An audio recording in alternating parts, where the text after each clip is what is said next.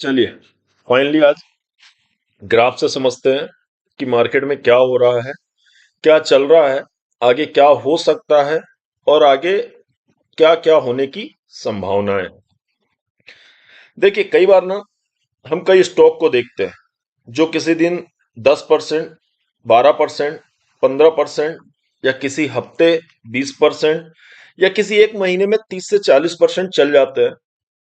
तो मन में एक सवाल आता है कि काश काश हमें पता होता तो हम इस स्टॉक को ले लेते और हम भी एक महीने में 30%, 40%, 50% कमा लेते हैं।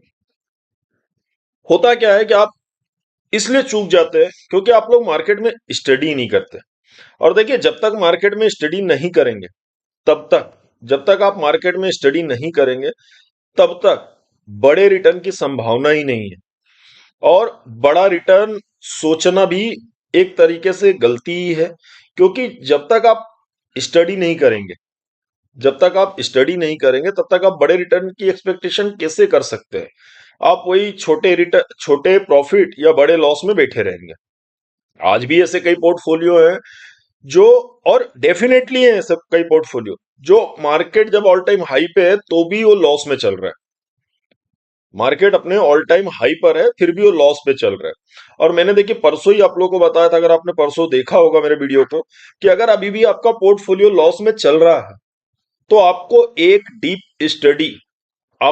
डीप स्टडी उन स्टॉक के बारे में भी करनी चाहिए जो लाल निशान पे चल रहे हैं, और उन स्टॉक के बारे में भी करना चाहिए जो हरे निशान में चल रहे हैं। जो लाल निशान पे चल रहे हैं उनकी स्टडी इसलिए जरूरी है कि वो किस लेवल तक गिर सकते हैं, और अगर अभी भी ये लाल है तो क्यों लाल है। क्या मैंने गलत स्टॉक उठा लिया था, या स्टॉक तो आपने सही उठाया था, कहीं ऐसा तो नहीं आपने गलत प्राइस से वो स्टॉक उठा लिया था। पहली चीज। दूसरी चीज, जो स्टॉक आपके अभी ग्रीन में है, मींस आपको पॉजिटिव रिटर्न दे रहे हैं, ठीक ठाक या अच्छे रिटर्न दे रहे हैं, उन स्टॉक के बारे में आपको और स्टडी करनी चाहिए कि इन स्टॉक को कब तक रखना है। कब तक मींस किस लेवल तक जाने की संभावना है और क्यों रखना है।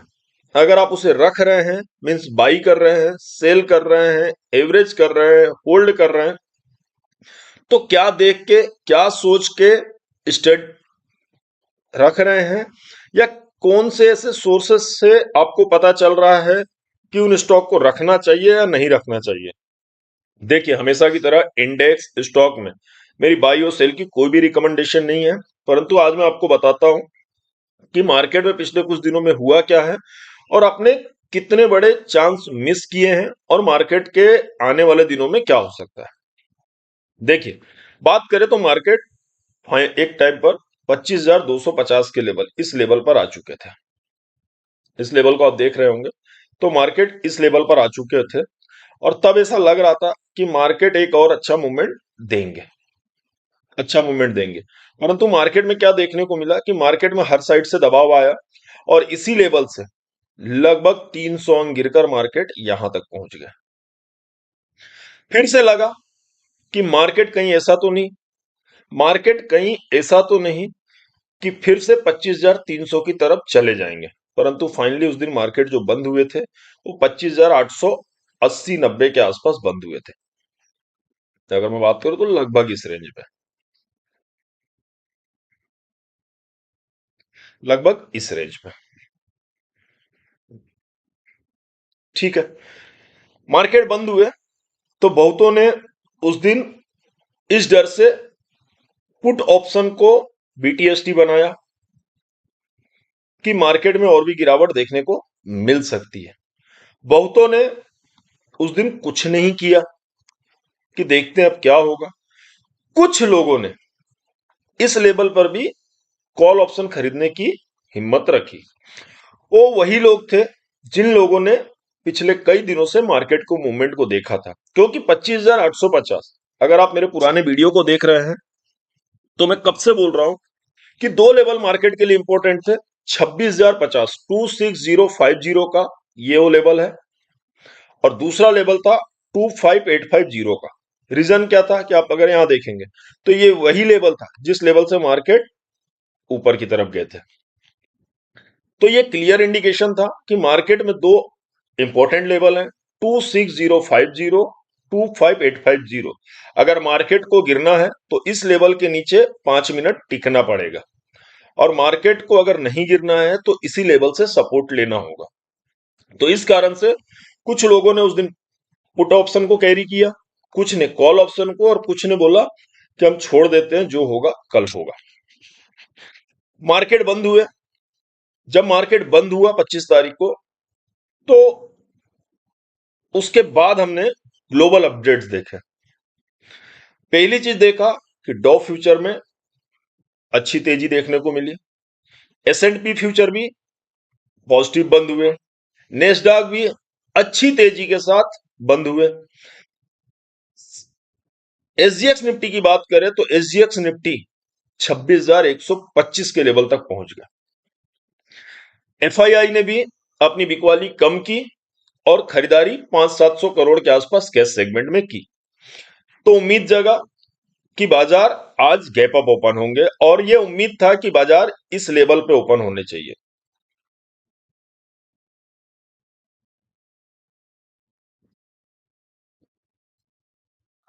इस लेवल पे ओपन होने चाहिए थे, 26,000 के आसपास, 25,950, 25,980 के आसपास।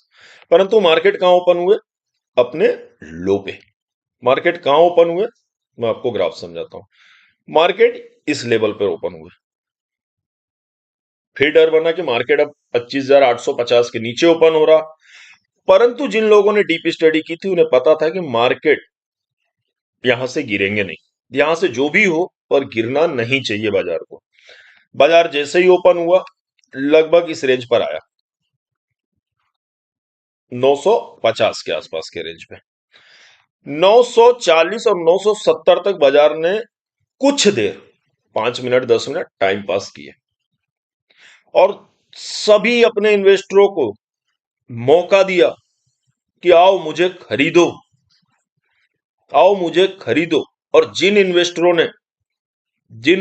ने पुट ऑप्शन भी ले रखा था, उन्हें एक मौका दिया कि अगर इस लेवल पर आप कॉस्ट टू कॉस्ट नहीं निकले हैं या छोटे प्रॉफिट में नहीं निकले हैं तो आइए, मैं आपके लॉस को रिकवर कराता हूं या आपके प्रॉफिट को और कई गुना इंक्रीज करता हूं।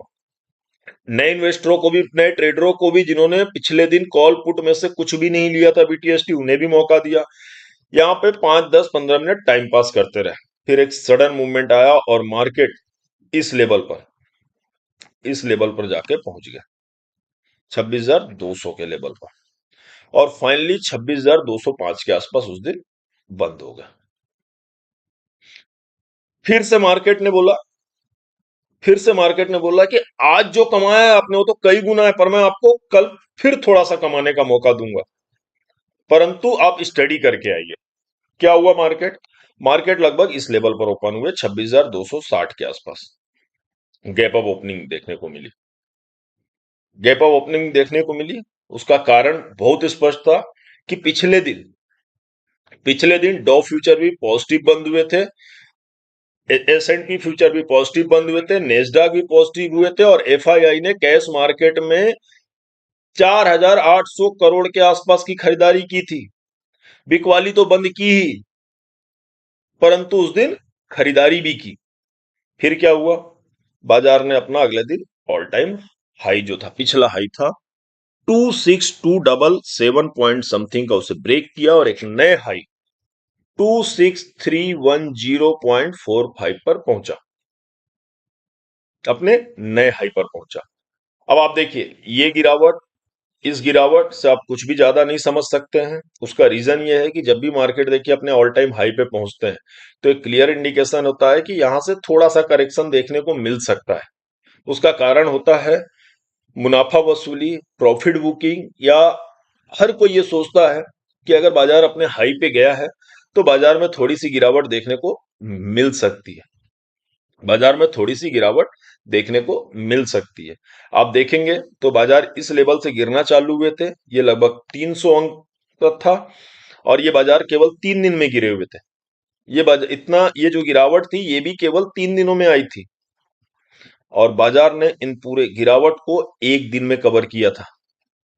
इस पूरी गिरावट को, और दूसरे दिन बाजार उससे भी आगे यहां तक पहुंच निकले। फाइनली बाजार में देखें कि बाजार में अब आगे क्या संभव है। देखिए, बाजार के टेक्निकल ग्राफ को देखने से पहले ऐसे में ज्यादा आप समझते हैं कि मैं ज्यादा टेक्निकल ग्राफ को प्रीफर नहीं करता। उसका कारण है कि अगर बाजार में आप डीप स्टडी कर रहे हैं तो कई बार ऐसा होता है कि टेक्निकल ग्राफ आपको धोखा दे देते हैं। तो हाँ, परंतु यदि बाजार के अगर आपको सपोर्ट रेजिस्टेंस को समझना हो तो बाजार में टेक्निकल ग्राफ भी देखना जरूरी है। बात करें कि अब आगे क्या हो सकता है, तो देखिए बाजार में ये वो लेवल है, बाजार में ये वो लेवल है जो इंपॉर्टेंट होंगे 26150 के। 26150 का जो लेवल है वो बहुत इंपॉर्टेंट लेवल होगा, मैं इस लेवल की बात कर रहा हूं। दूसरा जो लेवल होंगे वो 25050 के होंगे, सॉरी 26050 के लेवल, ये बहुत इंपॉर्टेंट लेवल होंगे। अगर बाजार 150 को तोड़ता है तो हो सकता है बाजार 26050 तक भी पहुंचे, और बाजार अगर 26050 को तोड़ता है तो हो सकता है कि बाजार फिर से 25850 25850 को एक बार टच करने आ जाए, और 25850 अगर बाजार तोड़ता है तो बाजार में गिरावट बढ़ सकती है। आने वाले दिनों में देखिए बाजार में चार चीजें हैं जिन्हें आपको डीप स्टडी करनी होगी टेक्निकल ग्राफ के साथ साथ। पहला होगा आरबीआई की पॉलिसी। 5 दिसंबर को आरबीआई की पॉलिसी आने वाली है। संभावना ये की जा रही है कि रेपो रेट में कट होगा, तो सबसे पहले आपको ये देखना होगा कि आरबीआई की पॉलिसी में क्या आ रहा। दूसरी जो बड़ी चीज है वो US Fed policy. US Fed की पॉलिसी आने वाली है 10 दिसंबर को। आपको उसमें भी देखना होगा कि फेड से क्या कमेंट्री आ रही है, क्या न्यूज़ेस फेड की तरफ से आ रही हैं। तीसरी सबसे बड़ी चीज होगी कि आपको ये ध्यान देना होगा कि भारत अमेरिका ट्रेड डील पर क्या चल रही है, क्योंकि अभी ये संभावना लगाई जा रही है कि भारत और अमेरिका में ट्रेड डील हो सकता है। तो आपको ये देखना होगा कि भारत और अमेरिका के ट्रेड डील से क्या नए अपडेट्स आते हैं। चौथी चौथी चीज जो आपको देखनी होगी, अभी कुछ दिन पहले ही न्यूज आ रही थी कि रसिया और यूक्रेन के बीच बातचीत चल रही है, यूएई में बातचीत चल रही है। तो रूस यूक्रेन युद्ध के सीज फायर, शांति विराम, लड़ाई बंदी के बारे में भी आपको ध्यान देना होगा कि रूस और यूक्रेन से क्या न्यूज आती है।